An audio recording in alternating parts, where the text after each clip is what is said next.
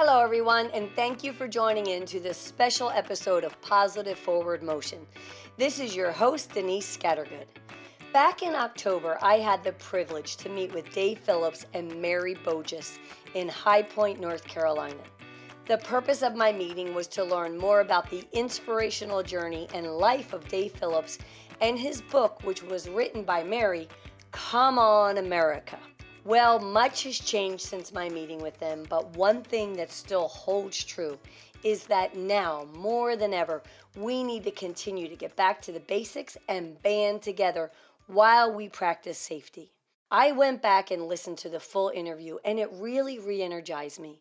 So much so that I brought back out my copy of the book, and I'm excited to read Come On, America again starting tonight. Today, I'm going to share a portion of our interview in the hope that it will also empower, motivate, and inspire you, no matter where you are in the world, because right now, more than ever, we need to come together. Come On America is the enthusiasm of asking us to all band together, and not for might, but for right.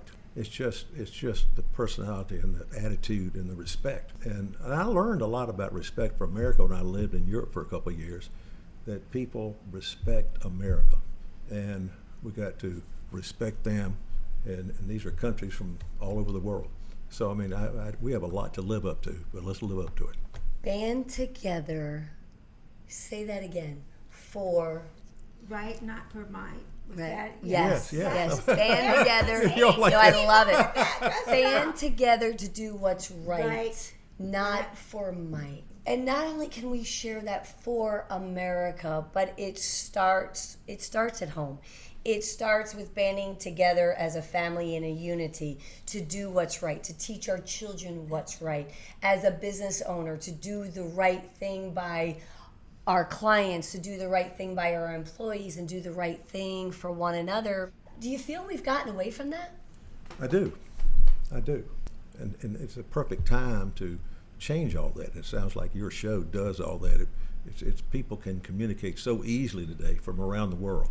So it's the right time, I think, to bring us all together, because the communication is so easy.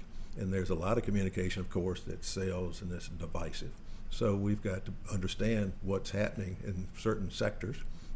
Can I give you another example? Oh, please, yes. Well, we're sitting here in High Point. We're looking out the window, and you can practically see Winston-Salem on the horizon, then you see Greensboro on the horizon.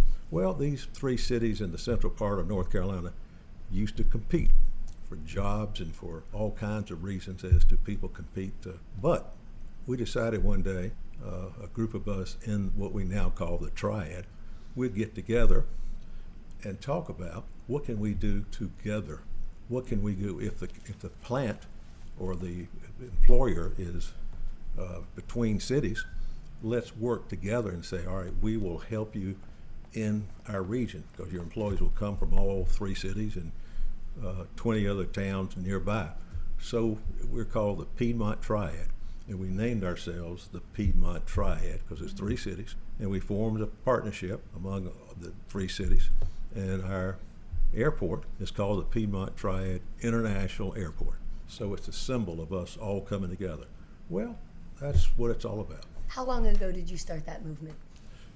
I would say in the early 80s. What would you say was your biggest obstacle to overcome?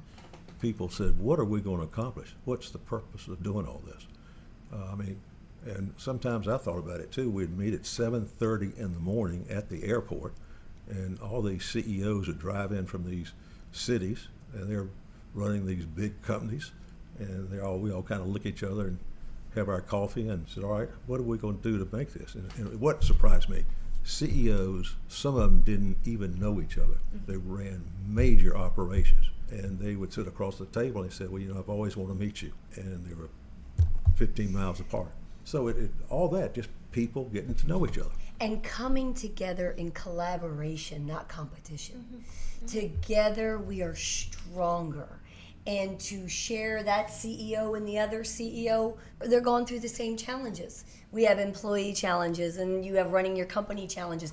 And then sometimes you find the common ground of family and family challenges, because at the end of the day, we're all human. We're all human. Yeah, exactly. So for you to have that vision and that foresight to say, I don't know what's going to happen, but I believe we all need to come together for a common good. And now look, how many years later, and everyone's working together as a great team. High Point in this area is flourishing. Very much so. Very much so, and it's diversified. See, High Point was known as the furniture capital of the world, which is great, and it's because of the showrooms here. 11 million square feet of showroom space in downtown High Point. 11 million. That's 5 Empire State Buildings. It is phenomenal. And right here in America. And right here in America. It's right here in America. Largest showroom complex anywhere in the world. It's 11 million. 5 Empire State Buildings are right here that you're looking at. Downtown High Point. How many times since you've been in this business have you had the fear of us losing all of this business and textile and all of this to other countries? Well, my entire life. My father was in the textile business and he was in the showroom business, and so people I grew up with, we've all been in the industry somehow, somewhere. And so it's been the talk of the town for generations as to other markets popped up in almost every major city. The original market that brought everybody together was the Merchandise Mart in Chicago. A fellow by Joseph Kennedy in the 30s, that building, and that's Jack Kennedy's dad, and that's he had the fabulous Merchandise Mart outside the city. The building is still there, but it's used for other purposes. So it was Dallas, Texas, Atlanta, Los Angeles, even San Francisco at one time had a market. And it's because they were convenient to their region of America. You didn't have fancy flights like you do today. Like you said, you're getting ready to fly back to Los Angeles this afternoon and flew in yesterday. It's amazing. Well, see, we just pop all over the world. But back then, it was hard to get from, and my father used to take the train to go to Chicago market. I used to take the train going to the Chicago market. So now, because of this, High Point has flourished. Winston-Salem has flourished because they have diversified. They were known as hosiery and tobacco manufacturing, Reynolds Tobacco. But they've all diversified. And then Greensboro was known for Levi's, Levi's. Oh, yes. Cone Mills, Burlington Industries. So we've all had their personalities, but now we're all working together and we're all very diversified. Right, working together, diversified, and growing. And there has been a lot of change in America, and I mean just from everything from our cell phones to our computers and the way we can do business across the world, the way that this message can get completely around the world. I mean, you were an ambassador. Tell us a little bit about your is it ambassadorship? Is that fair to say it that way? Well, it's one of the most intriguing things I've ever been involved in. I was asked to be ambassador to Estonia. And Estonia was one of the satellite countries of the Soviet Union, and it was a tragic occupation. It had been occupied by the Germans, the Nazis, for a generation or two, and then it became occupied by the Soviets. So when I arrived in Estonia, that night, when we got off the plane, there was a riot going on downtown, and the riot was the Russians were taking down a statue. Well, the Russians got upset. About 1/3 of Estonia Russians. They got upset because a statue was being taken down of a Russian soldier downtown that had been a prominent part of the city. So this riot was over there where the Estonians wanted it taken down, the Russians did not. The next day is when the first cyber war took place in the world. And Estonia was probably the most high-tech. That's where they created Skype and all kinds of things. It's a very, very high-tech country. And the Russians tried to shut them down from all their capabilities. And so it was a very tense thing for a couple of weeks. But anyway, after that really gave me an opportunity to be in the middle where I could really understand the Russians, where I could understand NATO. So I got to know people and get involved very quickly.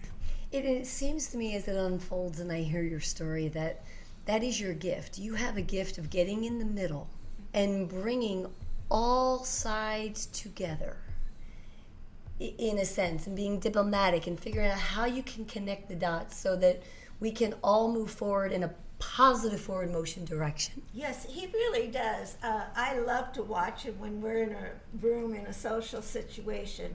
He's the one that goes around and shakes every single person's hand and introduces himself, whether he knows him or not, whether the other person is like him or not. And that's what I think we should do too in our neighborhoods. You know, so many times now in the new houses, we spend time in our backyards. We don't have the front porches anymore, so oftentimes we don't know our neighbors even. And Dave, when he is in a situation, whether somebody is like him or not, and that's what America needs, is we extend our hands to others who are like us or different, and that is essentially what Dave does, whether it's in business or in social situations. And oftentimes when he's in social situations, his wife Kay will say, well, where is Dave? Well, he's off talking, shaking hands with everybody, and it's really interesting, and it's really what it would be great with neighbors and everyone is extending our hands to one another. I could not agree more. And as Dave is unfolding and sharing, you know, how this message gets around the world, but how you help to collaborate here in High Point and bring the Piedmont area together, I had the same thought, Mary, and my brain was like, well, these are the same things that we need to do with our neighbors. These are the same things that we need to be able to do when we're walking down the street and we say hello to one another and we shake a hand, whether the person is a person of stature or not, whether we're different political lines. We are still humans. We are on this earth together. We are looking to move forward together. Thank you so much for listening to today's episode. If you enjoyed this piece of my interview with Dave Phillips and Mary Bogus, you can go back and listen to the full episode on my website or podcast page. And while we may not be able to shake hands, we can sure find ways to connect. I mean, technology, we have it at our fingertips, and we're able to stay socially connected while keeping a safe distance, and I am so grateful for that. I challenge you today to connect with someone new. Drop a note of encouragement in your neighbor's mailbox. Make a new friend on Facebook, Instagram, Twitter. Meet a business colleague on LinkedIn or whichever social media you enjoy the most. Because even though we can't physically be together, we are all in this together. So as Dave and Mary would say, let's band together for what is right, not for might. And come on, America. I hope you enjoyed this episode, and if you did, please help us spread the positivity by sharing this podcast with your family and friends. If you'd like more daily doses of positivity, you can text the word positive to 313131, and you'll receive a positive text message and thought from me on a daily basis. And I'd love to meet you, so find and follow me on Facebook or Instagram at Denise Scattergood. And as always, I am wishing you and your family good health, positivity, and happiness, both personally and professionally. And while the world has slowed down a bit, let's continue to find ways to keep up the positive forward motion.